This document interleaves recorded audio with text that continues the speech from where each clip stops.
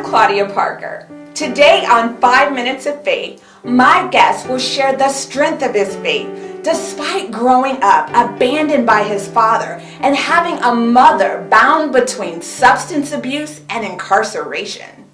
He was left a custodian of the state where horrific accounts of abuse followed.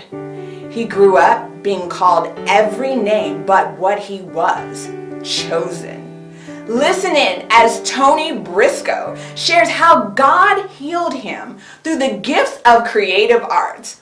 For I know the plans I have for you, declares the Lord. Plans to prosper, not harm you. Plans to give you hope and a future. Greetings, this is your boy Tony Briscoe, aka The Endurer, and I am on 5 Minutes of Faith with Claudia Parker.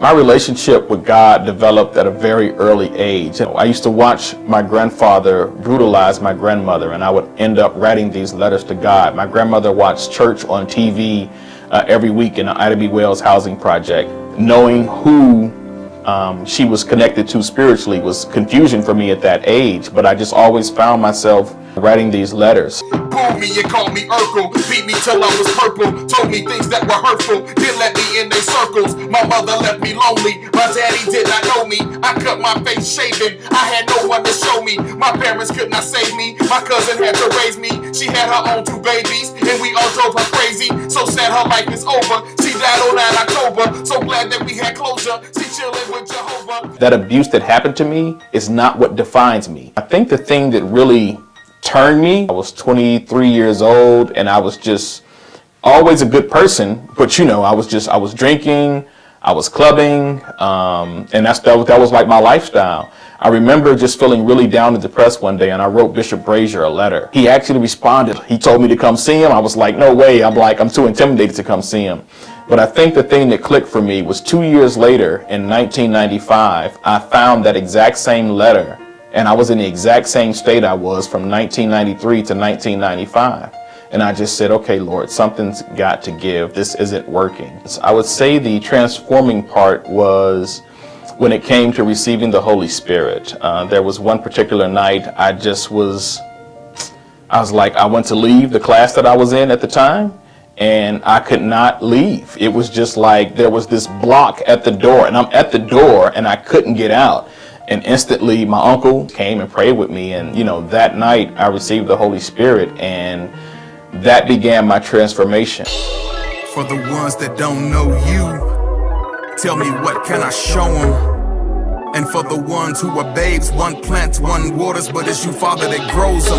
See, I once was lost, but now I'm found. I was once a fool, Lord, but now I'm sound. I was living in sin, but now I'm no longer bound. Your living waters in me, and so I will not drown. I'll stand above, never beneath. I'll praise you through all my pain and grief, and I'ma talk to you while you talk with me, and I'ma walk with you while you walk with me. Cause your word is spirit and your word is life, and Jesus is the Christ, Messiah sacrifice. Cause of you I'm changed, I'll never be the same, and your love ain't strange, I'm so glad you came. I am very grateful to be a youth minister at the Apostolic Church of God. I am very grateful to receive the Dr. Arthur M. Brazier Perseverance Award.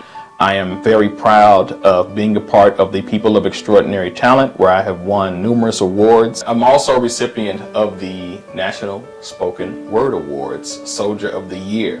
Make me a soldier, so when the battle gets harder, I get bolder. Bring me a shoulder, so when Satan attacks from multiple sides, I can stand with my brothers shoulder to shoulder.